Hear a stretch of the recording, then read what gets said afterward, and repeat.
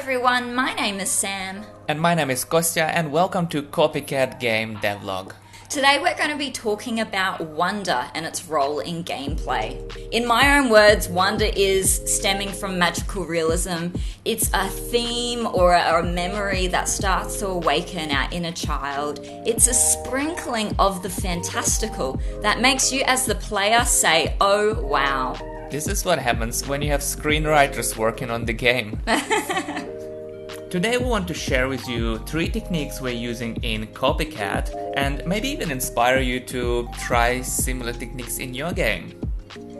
So the first element of wonder we're looking to explore is the use of a dream sequence. In our game, every now and again, our protagonist Dawn falls asleep, and we have a playable sequence that appears as the manifestation of the cat's inner feeling. So when you've had a really good day as a house cat in the real world, when you as the player are in the dream world, the cat feels larger than life. It's big and it walks around and it really does feel on top of the world. But when you've had a bit of a bad day as the stray cat in the rain with no friends and no family, you do start to feel a little bit small. There are 3 benefits of using the dream sequence. Firstly, it's a great way to show what's on our characters' minds without having it talk to the camera. Secondly, it's a super tool to continue strengthening the emotional connection with the player. And finally, if it was realistic, you'd never get to play as a giant cat, and that'd be a real shame.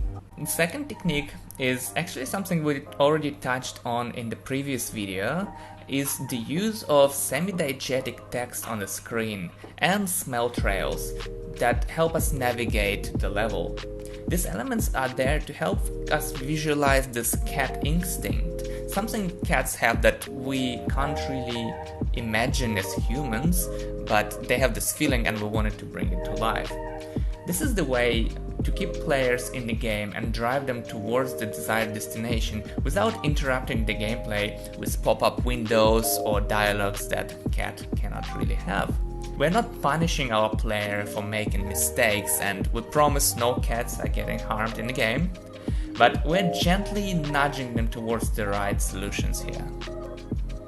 The third and final element of wonder that we're exploring today is the role of the narrator.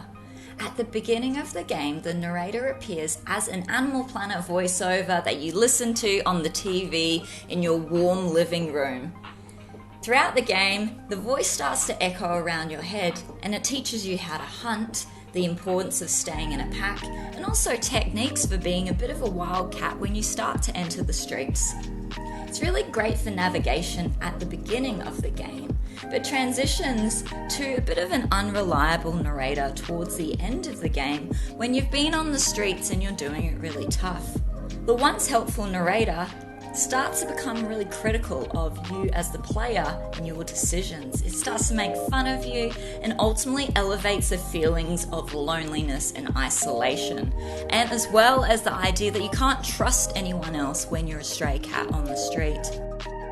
So these are the 3 wonder techniques we're using in our game to bring this story to life, to make people excited, to give them something fun to do, and take this one step away from reality and bring them a little bit of a fairy tale in a way, We hope you enjoyed listening to our ideas, and we're really curious to know if that's something you are exploring in your own games.